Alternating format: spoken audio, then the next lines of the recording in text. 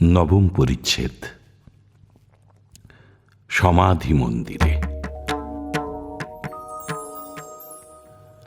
শ্রীরামকৃষ্ণ অহর্নিশ সমাধিস্থ। দিন রাত কোথা দিয়া যাইতেছে। কেবল ভক্তদের সঙ্গে একবার ঈশ্বরীয় কথা কীর্তন করেন। 3টা-4টার সময় মাস্টার দেখিলেন ঠাকুর ছোট তক্তাপোষে বসিয়া আছেন ভাবাবিষ্ট। কিয়ৎক্ষণ পরে মার সঙ্গে কথা কহিতেছেন। মার সঙ্গে কথা কহিতে কহিতে একবার বলিলেন, মা মা ওকে এক কলা দিলি কেন? ঠাকুর খানিকক্ষণ নিস্তব্ধ হইয়া রহিলেন। আবার বলিতেছেন, মা মা বুঝেছি বুঝেছি মা, এক কলাতেই যথেষ্ট হবে, এক কলাতেই তোর কাজ হবে, জীব শিক্ষে হবে, জীব শিক্ষে হবে। ঠাকুর কি সাঙ্গপাঙ্গদের ভিতর এই রূপে শক্তি সঞ্চার করিতেছেন?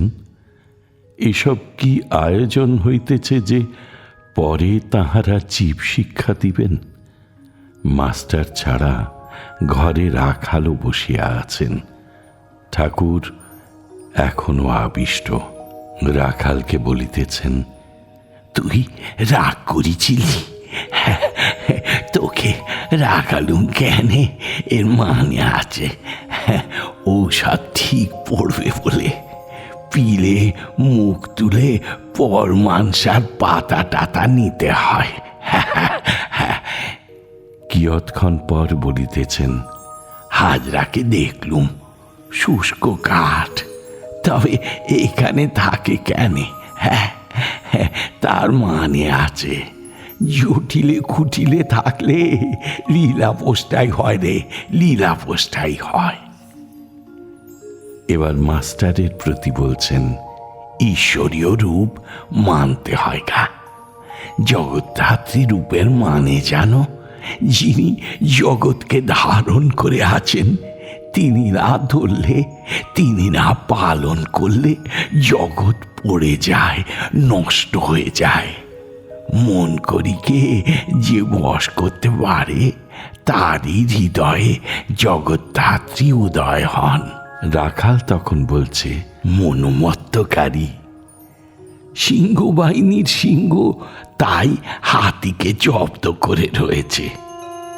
সন্ধ্যার পর ঠাকুর বাড়িতে আরতি হইতেছে। সন্ধ্যা সমাগমে ঠাকুর শ্রীরামকৃষ্ণ নিজের ঘরে ঠাকুরদের নাম করিতেছেন। ঘরে ধূনা দেওয়া হইল।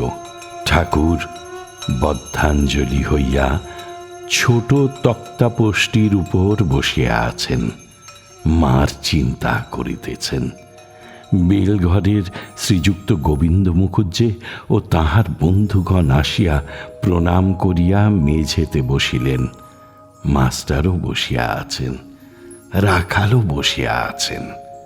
বাহিরে চাঁদ উঠিয়াছে। জগৎ নিস্তব্ধে হাসিতেছে। ঘরের ভিতর সকলে নিস্তব্ধ হইয়া বসিয়া ঠাকুরের শান্ত মূর্তি দেখিতেছেন। ঠাকুর ভাবাবিষ্ট। কিয়ৎক্ষণ পরে কথা কহিলেন, এখনো ভাবাবস্থা।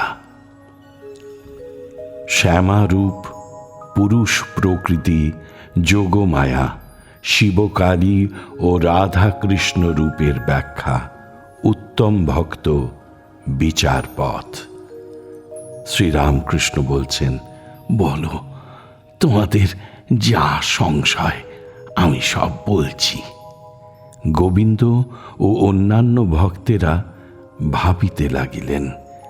গোবিন্দ প্রশ্ন করলেন, আজ্ঞা শ্যামা এই রূপটি হলো কেন?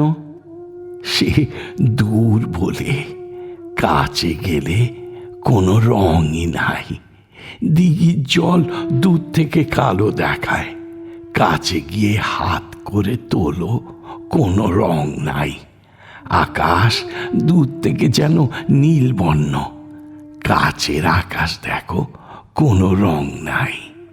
ঈশ্বরের যত কাছে যাবে ততই ধারণা হবে তার নাম রূপ নাই। পেছিয়ে একটু দূরে এলে আবার আমার শ্যামা মা, যেন ঘাস ফুলের রং। শ্যামা পুরুষ না প্রকৃতি? একজন ভক্ত পূজা করছিল, একজন দর্শন করতে এসে দেখে ঠাকুরের গলায় পইতে। সে বললে, তুমি মার গলায় পইতে পড়িছ? ভক্তটি বললে কি জানো? বললে, ভাই তুমি মাকে চিনেছ, আমি এখনো চিনতে পারি নাই। তিনি পুরুষ কি প্রকৃতি, তাই পইতে পড়িয়েছি। যিনি শ্যামা তিনি ব্রহ্মগু, যাঁরই রূপ তিনি অরূপ, যিনি সগুণ তিনি নির্গুণ। ব্রহ্মশক্তি, শক্তি ব্রহ্ম, অভেদ, সচ্চিদানন্দময় আর সচ্চিদানন্দময়ী। গোবিন্দ প্রশ্ন করল, যোগমায়া কেন বলে? যোগমায়া অর্থাৎ পুরুষ প্রকৃতির যোগ। যা কিছু দেখছ সবই পুরুষ প্রকৃতির যোগ। শিব কালীর মূর্তি, শিবের ওপর কালী দাঁড়িয়ে আছেন, শিব সব হয়ে পড়ে আছেন, কালী শিবের দিকে চেয়ে আছেন। এই সমস্তই পুরুষ প্রকৃতির যোগ। পুরুষ নিষ্ক্রিয়, তাই শিব সব হয়ে আছেন। পুরুষের যোগে প্রকৃতি সমস্ত কাজ করছেন, সৃষ্টি স্থিতি প্রলয় করছেন। রাধা কৃষ্ণ যুগল মূর্তিও মানে ওই যোগের জন্য বঙ্কিম ভাব। সেই যোগ দেখাবার জন্যই শ্রীকৃষ্ণের নাকে মুক্তা, শ্রীমতীর নাকে নীল পাথর, শ্রীমতীর গৌরবর্ণ মুক্তার ন্যায় উজ্জ্বল, শ্রীকৃষ্ণের শ্যামবর্ণ, তাই শ্রীমতীর নীল পাথর। আবার শ্রীকৃষ্ণ পীত বসন ও শ্রীমতী নীল বসন পরেছেন। উত্তম ভক্তকে যে ব্রহ্মজ্ঞানের পথ দেখে, তিনি জীব জগৎ চতুর্বিংশতি তত্ত্ব হয়েছেন। প্রথমে নেতি নেতি বিচার করে ছাদে পৌঁছিতে হয়, তারপর সে দেখে ছাদও যে জিনিসে তৈরি, ইট চুন সুরকি সিঁড়িও সেই জিনিসে তৈরি। তখন দেখে ব্রহ্মই জীব জগৎ সমস্ত হয়েছেন। শুধু শুধু শুধু বিচার, তো কাজ নাই, কাজ নাই, কাজ নাই। ঠাকুর মুখামৃত ফেলিলেন। কেন বিচার করে শুষ্ক হয়ে থাকবো? যতক্ষণ আমি তুমি আছে ততক্ষণ যেন তার পাদপদ্মে শুদ্ধা ভক্তি থাকে। এবার গোবিন্দকে বলছেন, কখনো বলি তুমি আমি, আমি তুমি, আবার কখনো তুমি তুমি হয়ে যায়। তখন আমি খুঁজে পাইনি, আমি খুঁজে পাইনি। শক্তিরই অবতার গো। একমতে রাম ও কৃষ্ণ চিদানন্দ সাগরের দুটি ঢেউ। অদ্বৈত জ্ঞানের পর চৈতন্য লাভ হয়, তখন দেখে সর্বভূতে চৈতন্য রূপে তিনি আছেন।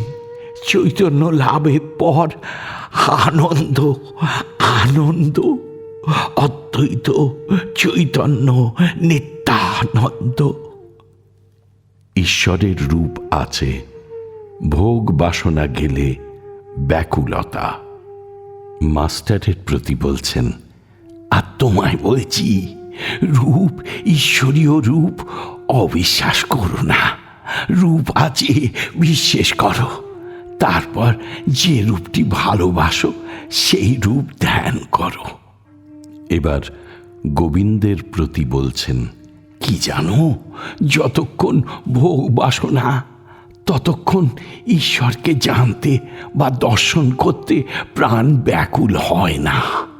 ছেলে খেলা নিয়ে ভুলে থাকে, সন্দেশ দিয়ে ভুলও খানিক সন্দেশ খাবে। যখন খেলাও ভালো লাগে না, সন্দেশও ভালো লাগে না, তখন বলে মা যাবো, মা যাবো, আর সন্দেশ চায় না। যাকে চেনে না, কোনো কালে দেখে নাই, সে যদি বলে আয় আয় মার কাছে নিয়ে যাই, তারই সঙ্গে যাবে। যে কোলে করে নিয়ে যায় তারই সঙ্গে যাবে। সংসারের ভোগ হয়ে গেলে ঈশ্বরের জন্য প্রাণ ব্যাকুল হয়। কি করে তাকে পাবো কেবল এই চিনতে হয়। সে যা বলে তাই শুনে গো, তাই শুনে। মাস্টার স্বগত বলছেন, ভোগ বাসনা গেলে ঈশ্বরের জন্য প্রাণ ব্যাকুল হয়।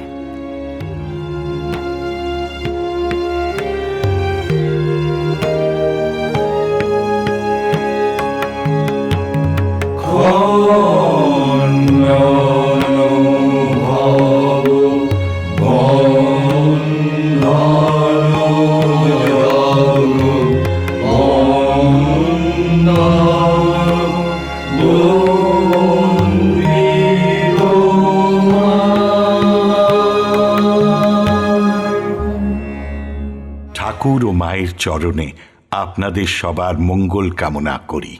লাইক করুন, শেয়ার করুন, অন্যকে দেখার সুযোগ করে দিয়ে পুণ্য লাভ করুন।